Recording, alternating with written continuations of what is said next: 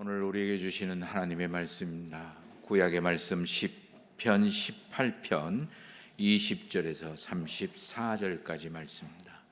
여호와께서 내 의를 따라 상 주시며 내 손의 깨끗함을 따라 내게 갚으셨으니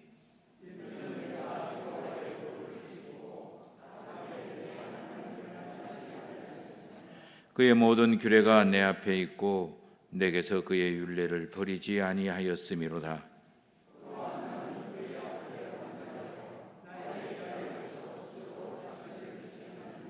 그러므로 여호와께서 내 의를 따라 갚으시되 그의 목전에서 내 손이 깨끗한 만큼 내게 갚으셨도다.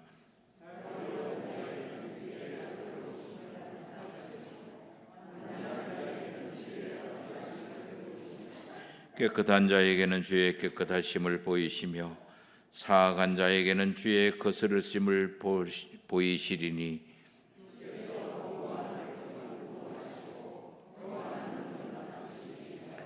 주께서 나의 등불을 켜심이여 여호와 내 하나님이 내 흑암을 밝히시리이다.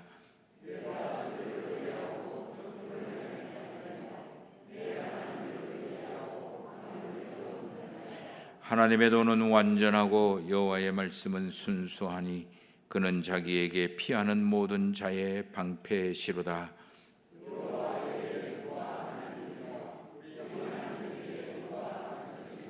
이 하나님이 힘으로 내게 띄우시며 내 길을 완전하게 하시며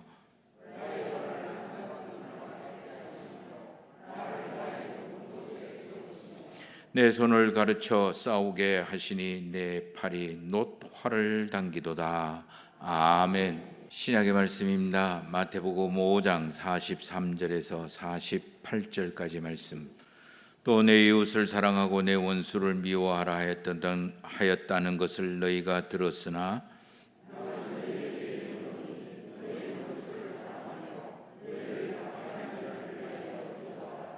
이같이 한즉 하늘에 계신 너희 아버지의 아들이 되리니 이는 하나님이 그 해를 악인과 선인에게 비추시며 비를 의로운 자와 불의한 자에게 내려주심이라.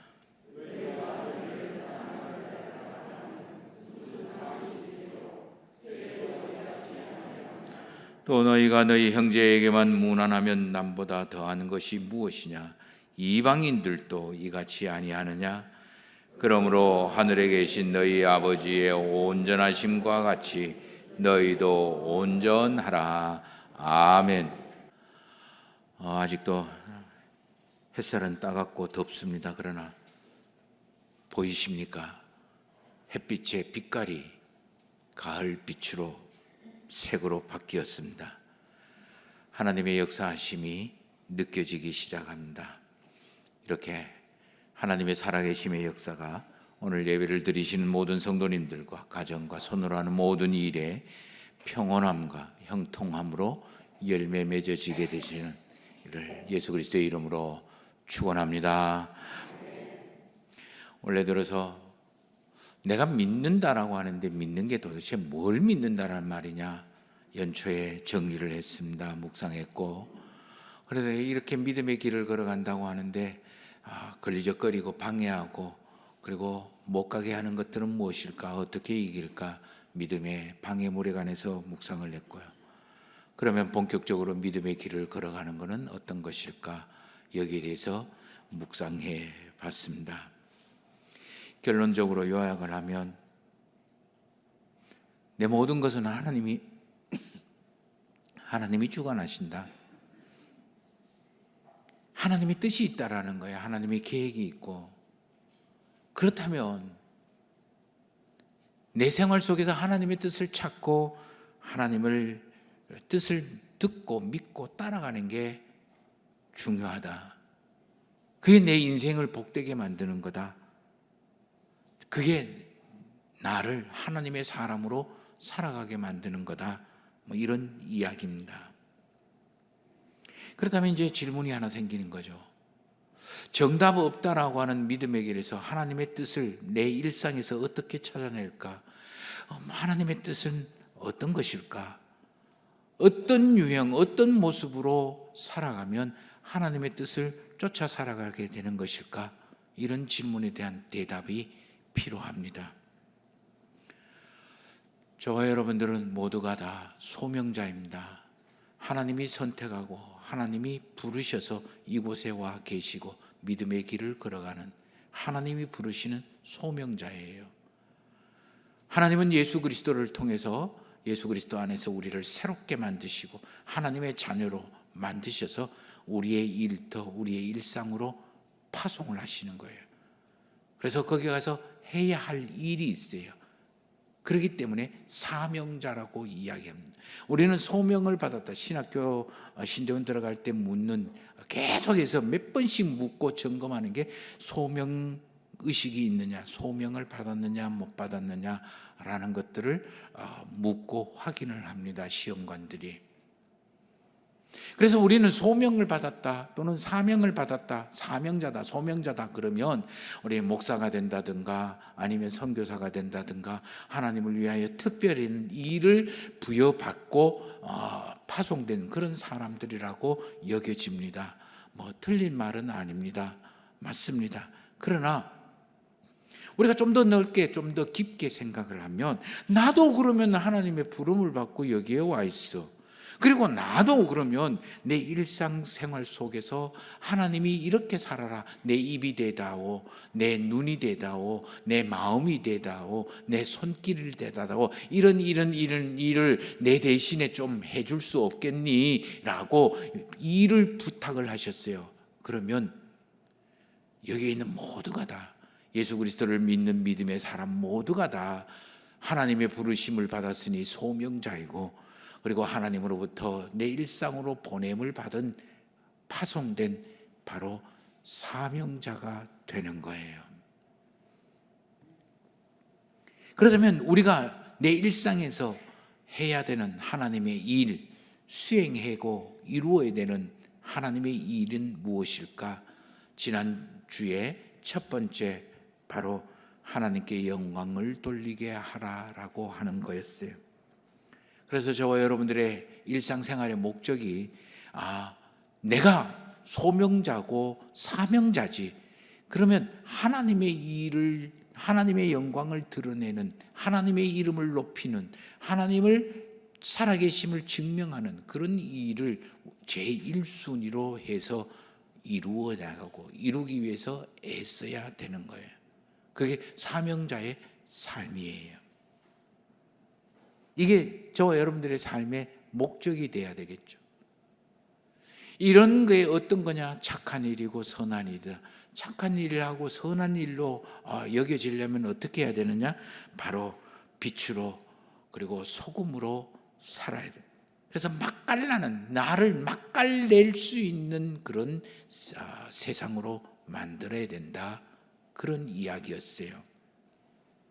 그러면 이 대전제, 하나님의 영광을 돌리기 위한 삶, 착하고 선한 삶, 빛깔나고 빛나고 맛깔나는 그런 내 인생을 만들기 위해서는 어떻게 해야 될까? 이제부터 어떻게 사는 게 착한 인생이고, 어떻게 사는 게 선한 인생이고, 어떻게 사는 게 맛깔나는 소금과 같은 인생이 될까? 구체적인 방법에 관해서 묻고 답을 해야 되겠죠. 오늘 우리가 읽은 말씀과 그리고 다음 주에 앞으로 나오는 말씀은 어쩌면 바로 저와 여러분들이 일상생활에서 내 처한 환경과 조건 속에서 하나님의 사람으로 살아가는, 사는 방법이라고 할 수도 있을 겁니다. 조금 부담될 수도 있을 거예요. 조금 거부갈 수도 있을 거예요. 조금 무거우실 수도 있을 거예요. 그래도 이 주시는 말씀 흉내라도 내보려고 시도하십시다. 그럴 때 저와 여러분들은 살아계신 하나님을 내가 경험하게 될 거예요. 우리의 자녀들에게 교회 가자라는 말도 중요하지만, 교회 다녀라는 말도 중요하지만, 하나님 믿으라는 말도 중요하지만, 내가 이렇게 살아가는 방법을 보여주시는 것이 훨씬 더 중요합니다. 그걸 보고 지금 교회에 다니지 않는다 할지라도 그걸 보고 자란 우리의 자녀들은 언제 어디서 때가 되면 하나님의 자녀로 살아가게 될 거예요. 그러면 우리가 좀 거북스럽기도 하고 부담도 되고 무거워집니다. 당연하지요. 하나님이 우리에게 지어진 일이기 때문에, 사명이기 때문에 부담스러워야 되는 게 당연한 거예요. 거북스러운 게 당연한 거예요. 무거운 게 당연한 거예요. 그럼에도 불구하고 감당하기를 애쓰고 노력하는 것, 그게 믿음의 길이다라는 거예요. 자, 오늘 두 번째, 마태복음 5장 48절 말씀, 예수님이 우리에게 주시는 두 번째 일거리입니다. 같이 한번 읽어보시겠습니다. 마태복음 5장 48절 말씀입니다. 같이 읽겠습니다. 그러므로 하늘에 계신 너희 아버지의 온전하신 것 같이 너희도 온전하여라. 온전하라라고 이야기합니다. 세번역 성경이나 또는 공동번역이나 또는 현대인의 성경이나 다 온전하다라는 말을 완전하라. 하나님이 너희 아버지가, 하늘에 계신 너희 아버지가 완전한 것처럼 너희도 완전하라, 이렇게 번역을 합니다.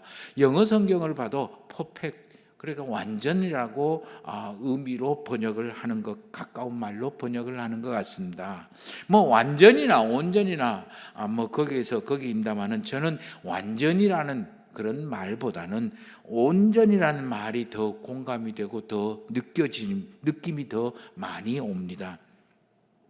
국어사전을 보니까 완전이라는 말은 한치의 어긋남도 없다라는 그런 뜻으로 풀이를 하고 있습니다. 온전이라는 말은 변화하지 않는 본바탕 그대로, 망가뜨려지지 않는 그 모습 그대로, 그걸 온전함이라고 번역을 하는 거예요. 완전함이라는 말 속에 느낌이 좀 차갑고 완벽하고, 그래서 딱 규격에 맞는 그런 모습의 느낌이 있고, 온전함이라는 것은 깨지지 아니하고, 그리고 그 본래 모습 그대로, 그리고 더럽히지 않는, 그런 흔들리지 않는 그런 굳건함이라는 느낌들이 옵니다. 그래서 완전이라는 말보다는 온전한 말이 저 개인적으로는 더 좋은 표현이 아닐까, 이런 생각이 됩니다. 이와 비슷하게 사용되어지는 그런 결구들이 성경에는 참 많습니다. 레위기 19장 2절에 보면 하나님이 거룩한 것처럼 너희도 거룩하라. 오늘 우리가 읽은 18절 말씀처럼 하나님이 자비로운 것처럼 너희도 자비로워라. 하나님이 온전하신 것처럼 너희도 온전하라. 이렇게 번역을 하기도 하고 이야기를 하기도 합니다. 하나님의 사랑이시니 너희도 사랑하라. 이런 이야기 결구들이 성경에 나오는데, 자, 온전하다, 완전하다 또는 거룩하다라는 말은, 이게 말의 뜻은 다르지만 차이가 있지만 신앙적인 의미나 신앙적인 어떤 그런 요소로서는 거의 동일하다라고, 같은 의미라고 표현을 해도 좋을 것 같습니다. 그러므로 하늘에 계신 너희 아버지가 온전하신 것처럼 너희도 온전하라. 하나님이 하늘에 계신 너희 아버지가 완전한 것처럼 너희도 완전하라. 하늘에 계신 너희 아버지가 거룩한 것처럼 너희도 거룩하라. 전혀 어색하지 않죠. 너무 어려운 것 같습니다. 그래서 한마디로 저의 표현으로 하면 이렇게 표현을 하고 싶습니다. 하나님이 깨끗하니 너희도 깨끗해라. 더럽히지 마라. 너는 하나님의 사람이잖아. 그러므로 세상에 허접쓰레기 같은 걸로 더럽히지 마라. 그런 이야기고, 이게 좀 소극적인 표현이죠. 그럼 적극적으로 표현을 하면, 너 하나님의 사람이잖아. 그러니 하나님 닮아라. 하나님 닮으면서 살아라. 그런 뜻으로 표현을 하고 싶기도 합니다. 젊은 사람들 표현으로 이야기를 하면 클래스가 다른 거예요. 품격이 다르다 또는 급이 다르다, 이런 의미로 사용을 할 수가 있는 말이에요. 하나님은 끊임없이 저와 여러분들에게 알고 보니까 이렇게 거룩하게 살아라, 온전하게 살아라, 완전하게 살아라, 세상 사람들하고는 급이 다르게 살아라, 차원이 다르게 살아라, 뭐 그런 이야기를 하셨어요. 창세기 17장에 보면 16장에 아브라함이 하나님의 약속의 말씀을 기다리다 못 기다려서 99에 사라의 몸종인 하갈을 취해서 시바지로 해서 아들을 낳아서 이스마엘을 낳았어요. 그래서 이스마엘을 키우는 재미로 그렇게 살아가는데 99살에 하나님이 이런 아브라함을 찾아와서 이스마엘에게 복 빠져 있는 이 아브라함을 찾아와서 이렇게 얘기합니다. 나는 전능자야. 전능자. 뭐든지 다 하는. 100살 아니라 200살에서도 아이를 놓을 수 있고 만들 수 있는 전능자다라는 거래요. 그러니까 너는 딴짓하지 말고 내 앞에서 완전해라. 그렇게 이야기하는 거예요. 중요한 거 이거예요. 딴짓하지 마라. 신명기 18장 13절 말씀에 보면 모세가 하나님께 받은 명령들을 막 이스라엘 백성들에게 이야기했어요. 또 다른 신명기에 보면, 민수기에 보면 또 모세가 이야기를 했어요. 그래서 먹을 수 있는 음식, 먹지 못하는 음식 구별해서 이렇게 이야기를 하고 난 다음에 먹을 수 없는 음식을 먹어서 너희를 불결하게 만들지 마라. 먹을 수 있는 음식을 먹어서 너가 완전해라. 또는 말씀을 다 율법을 다 설명하는데 너희들은 너 하나님 여호와 앞에 완전해라. 그 말씀을 온전히 지키라는 거죠. 여호수아서 24장 4절 말씀에도 보면 이 여호수아가 마지막으로 이스라엘 백성들을 후손들에게 부탁하고 당부하고 명령하는 말이 있겠습니다. 나와 내 집은 온전히 하나님을 섬길 거다. 여호와 너희들도 여호와를 경외하며 온전함과 진실함으로 그를 섬겨라. 그러면 하나님이 너의 나를 장구하게 만들어 줄 거다. 그렇게 이야기하는 거예요. 예수님도 오늘 우리에게 하나님이 온전하신 것처럼 너희도 온전해야 된다. 하라. 온전하기 위해서 애써라. 그렇게 명령을 하시는 거예요. 왜 이렇게 하나님은 우리에게 하나님 앞에서 온전하는 것을 요구할까? 좀 전에 말씀드렸습니다. 민수기 32장 11절에서 12절까지의 말씀을 보면 좀 충격을 받았어요. 애굽에서 나온 자 20세 이상으로는 한 사람도 내가 아브라함과 이삭과 야곱에게 주리라고 약속하고 맹세한 땅에 들어가지 못할 것이다. 왜? 그들은 나를 온전히 따르지 않았다. 그러나 여분넬의 아들 갈렙과 눈의 아들 여호수아는 여호와를 온전히 따름으로 그들은 들어가게 할 거다. 하나님의 축복을 입느냐 없느냐, 거기에 결정적인 요소가 바로 하나님 앞에 그 행위가 온전하냐 하지 않느냐, 거기에 달렸더라는 거예요. 시편 37편 18편에도 여호와께서 온전한 자의 날수를 아시네. 그들의 기업은 영원할 거다. 119편 1절에서 2절 말씀에도 행위가 온전하여 여호와의 율법을 따라 행하는 자들은 복이 있다라고 이야기합니다. 잠언 20장 7절에도 온전하게 행하는 자가 의인이다. 그의 후손에게 복이 있을 거다라고 이야기합니다. 그러므로 여기에서 온전하다라는 것은 세상적으로 너 완전히 퍼펙트한 완벽한 그런 삶을 살아라. 도덕적으로, 윤리적으로, 그다음에 능력으로, 그다음에 세상 살아가는 모든 것들이 인격적으로 완벽한 그것을 이야기하는 게 아니에요. 쉽게 이야기하면, 아주 간단해. 하나님 앞에서 딴 마음 품고 살지 마라. 딴짓 하면서 살지 말라. 너 하나님의 사람이라고 이야기하면서 딴짓 하지 말라. 딴 생각하지 말라. 딴 마음 하지 말라. 그래서 세상 것으로 너의 인생을 더럽히지 마라. 그런 뜻이에요. 좀 전에 요즘 들어서 제가 기도할 때 많이 사용하는 하나님 앞에 전심과 진심으로 말씀을 지키라는 거예요. 그렇기 때문에 온전하라, 그리고 완전하라, 거룩하라는 말 앞에는 항상 따라다니는 수식어가 있어요. 그게 바로 조건이에요.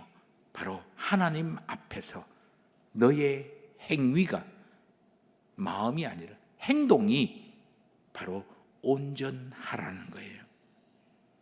다른 말로 이야기하면 하나님 앞에서 일관되게 살아라. 너 좋다고 신나하고, 너 싫다고 안 하고,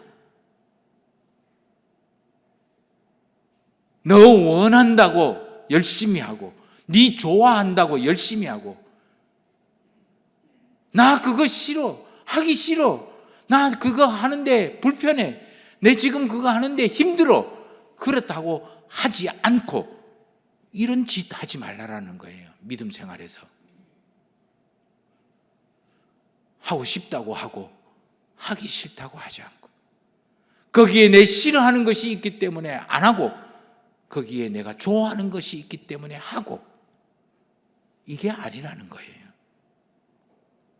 여건이 좋든 나쁘든, 나에게 유리하든 불리하든, 내가 일이 형통해서 만사가 오케이인 그런 삶을 살아갈 때도 내가 일이 막히고 꼬이고 다치고 무겁고, 그래서 헉헉거리며 저 진창 밑바닥에 넘어져 있다 할지라도 하나님을 향한 마음, 하나님의 그 믿음을 지키려고 하는 그 마음이 왔다 갔다 거리지 마라.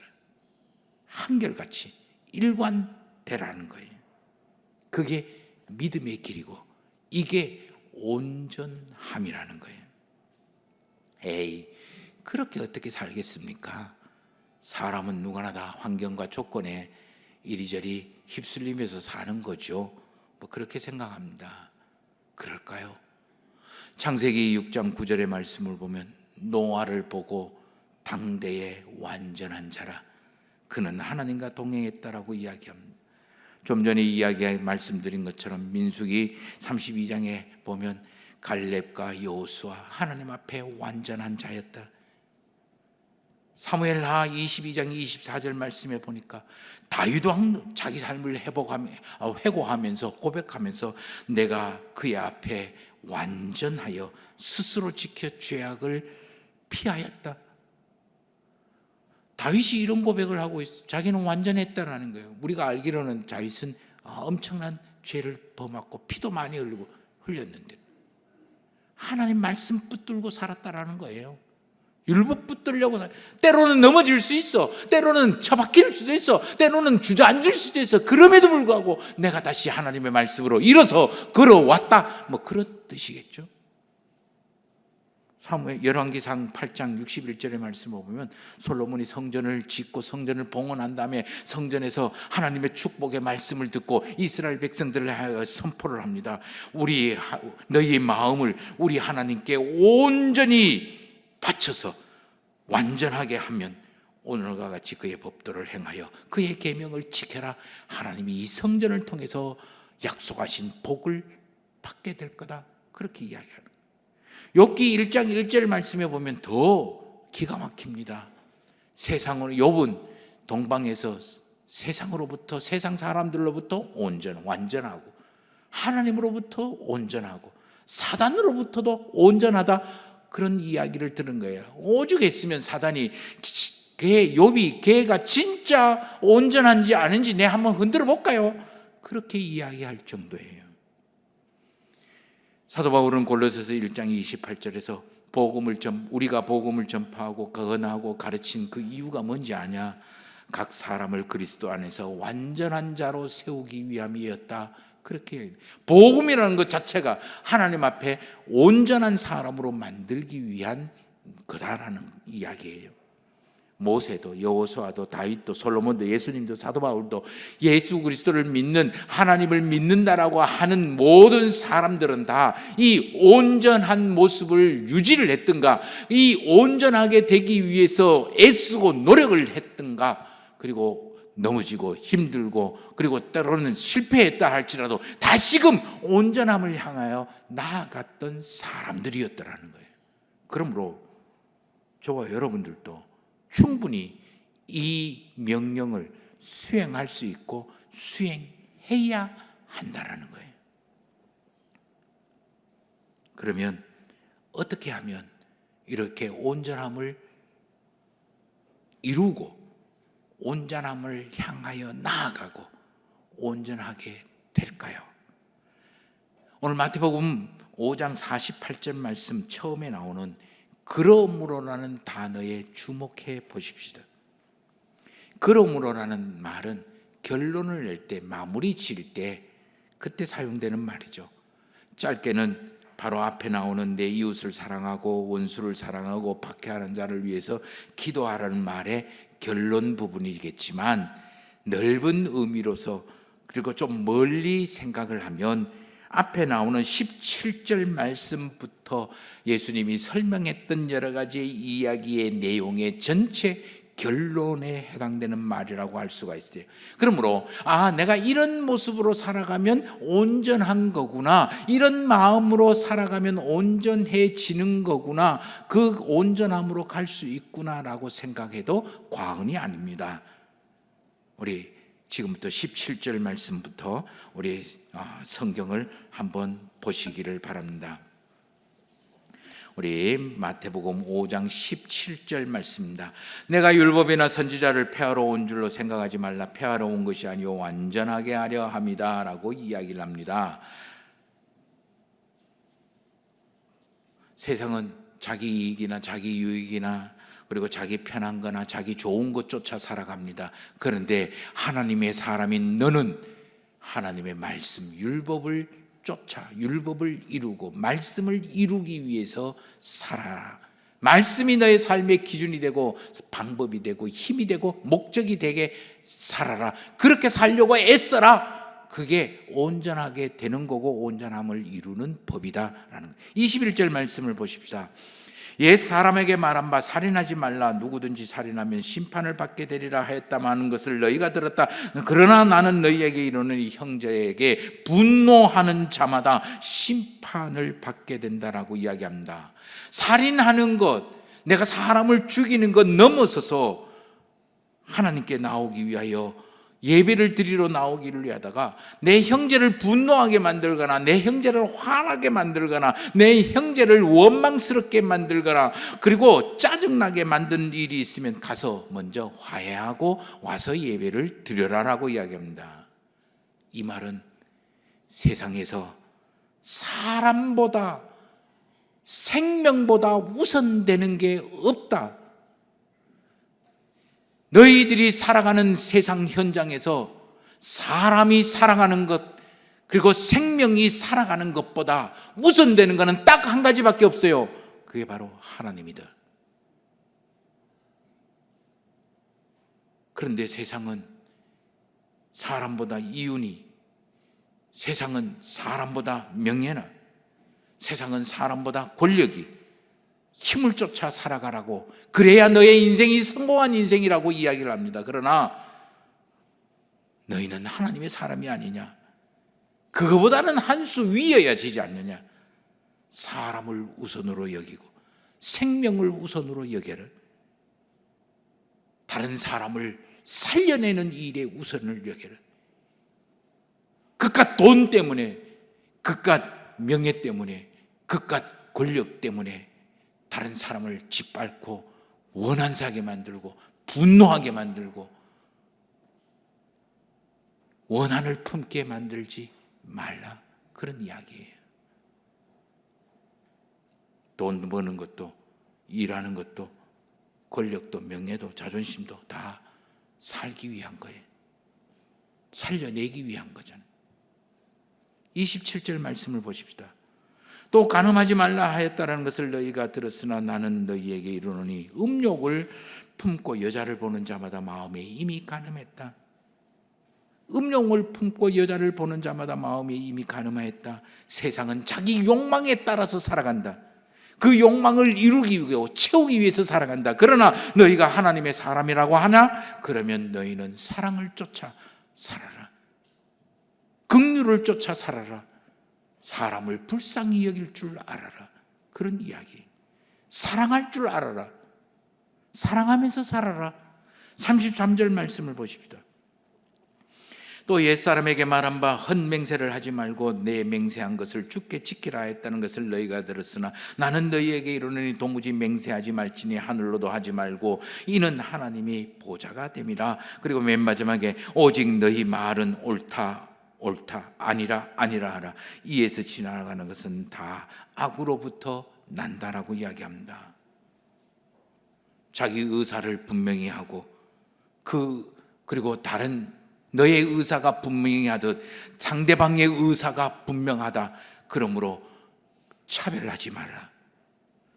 너의 의사가 맞느냐, 의견이 맞느냐, 그러면 상대방의 의견도 맞는 거다. 너가 어떻게 정답이라고 이야기를 하느냐, 너도 틀릴 수가 있다. 세상은 자기의 유불리에 따라 말과 사실을 감추기도 하고 가장되기도 하고 왜곡되게 만들기도 합니다. 그리고는 세상 사람들은 자기 자신의 말과 자기 자신의 의견과 자기 자신의 생각에 같이 동조해 주지 않으면 차별을 하고 정죄하고 심판하고 틀렸다고 깔아뭉개는 게 세상의 법칙이에요. 그러나 하나님의 사람, 하나님의 자녀인 너희들은 있는 그대로 이야기를 하고 자기 유리한 대로 축소하거나 과정하거나 왜곡하지 말고 다른 것을 인정하고 존중해라. 너의 말이, 주장이 설득력이 있으려면 다른 사람의 이야기도 설득력 있게 존중하고 들을 줄 알아라. 너의 말에 옳다 그르다를 분명하게 해라. 상대방이 옳다 그르다 하는 것을 존중하고 인정해 주라. 42절 말씀입니다. 내게 구하는 자에게 주며 내게 꾸고자 하는 자에게 거절하지 말라. 46절과 7절 말씀입니다. 너희가 너희를 사랑하는 자를 사랑하면 무슨 상이 있으리요? 세리도 이와 같이 하느니라. 또 너희가 너희 형제에게만 문하면 남보다 더한 것이 무엇이냐? 이방인도 이렇게 한다라는 거예요. 사랑하는 자만 사랑하고 좋아하는 자만 좋아하고 자기에게 잘해주는 자만 잘 대해준다면 야, 너희들이 죄인이라고 손가락질하는 세리도 그 정도는 한다. 그거 하고서 네가 할 일 다 했다라고 이야기하면 너는 하나님의 사람에게 아직 모자라는 거지. 너가 좋아하는 사람에게만 무난하고 너에게 잘해주는 사람에게 무난하고 칭찬하고 축복해주면 그거는 예수 안 믿는 사람도 그 정도는 하는 거야. 그거 하고 네가 예수 믿는다라고 이야기하고 하나님의 사람이라고 이야기하면 안 되지. 급이 모자라잖냐. 많은 사람들은 그럽니다. 나처럼 선하게 살아봐.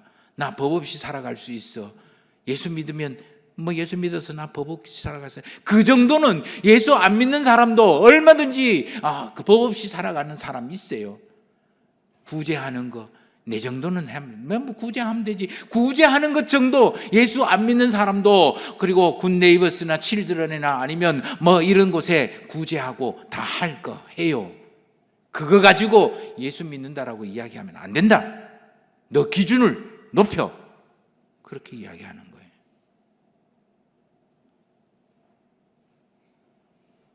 예수님은 저와 여러분들에게 우리의 일상에서, 우리의 가정에서, 우리의 직장에서, 우리의 교회에서 이 정도는 생각하면서 살아라는 거예요.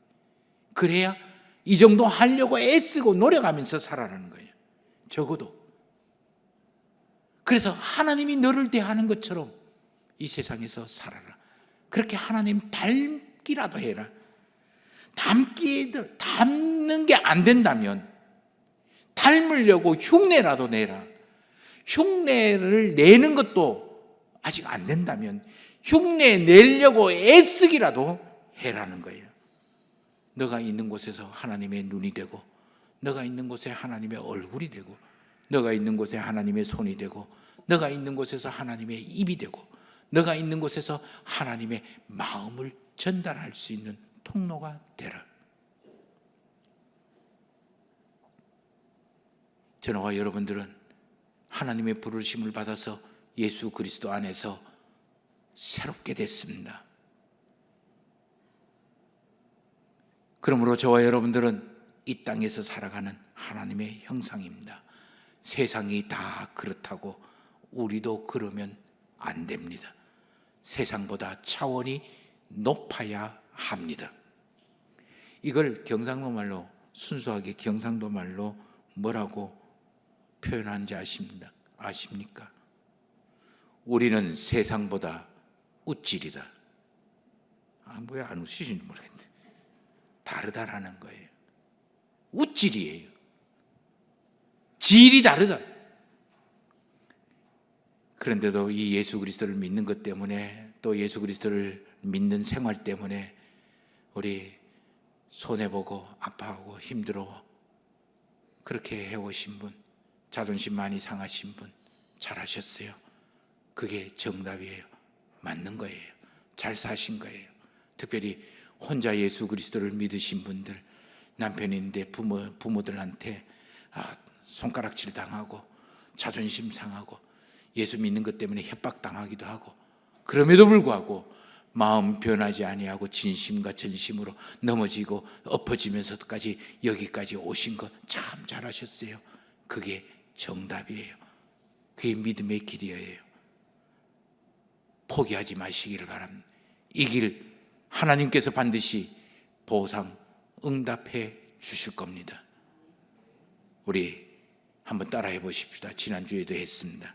그래도 나는 하나님의 사람이다. 이 한 주간도 하나님의 사람으로 노력하고 애쓰고 살아가기를 주의 이름으로 축원합니다.